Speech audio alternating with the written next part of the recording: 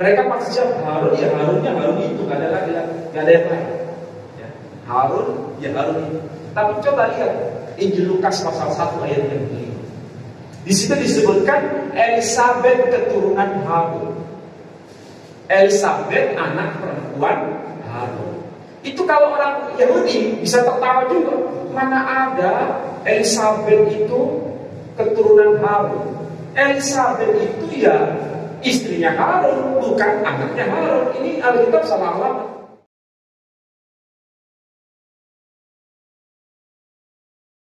Yang kedua, bicara mengenai ya ukhta Harun, itu kan ada latarnya. Maryam itu hidup sezaman dengan Zakaria dalam Quran, ya kan? Berarti Maryam di sini hidup satu era, satu zaman dengan Zakaria. Zakaria itu bapaknya Yahya, ya. Jadi settingnya bukan zamannya Fir'aun, settingnya adalah zamannya Zakaria. Kalau zamannya Fir'aun, settingnya itu merujuk kepada Musa, Harun, ya kan? Jadi mereka itu nggak tahu, dikiranya nama yang sama itu maksudnya orangnya sama. Padahal nama sama bukan berarti orangnya sama. Sebagaimana di dalam Alkitab mereka, itu kan Maryam menikah dengan Yusuf. Namanya Yusuf. Kalau kita balik misalnya, lah kok bisa menikah dengan Yusuf? Bukankah Nabi Yusuf itu zamannya Nabi Yakub? Tapi kenapa kok bisa berhubungan dengan Maryam? Apa nggak salah itu Alkitab? Iya kan? Ya. Tahu maksud saya? Ya.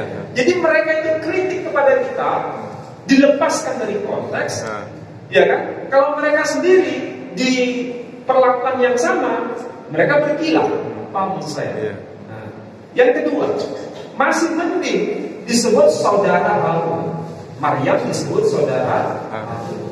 Nah pertanyaannya, kalau disebut Harun, mau di Alkitab perjanjian lama, perjanjian baru, Harun itu berapa orang? Mereka pasti jawab Harun, ya Harunnya Harun itu, gak ada lagi, gak ada yang lain. Ya. Harun, ya Harun itu. Tapi coba lihat Injil Lukas pasal 1 ayat yang kelima. Di situ disebutkan Elisabet keturunan Harun. Elisabet anak perempuan Harun. Itu kalau orang Yahudi bisa tertawa juga. Mana ada Elisabet itu keturunan Harun. Elisabet itu ya istrinya Harun, bukan anaknya Harun. Ini Alkitab salah alamat menurut orang Yahudi. Karena Pak melihat dari sisi nama, bukan dari sisi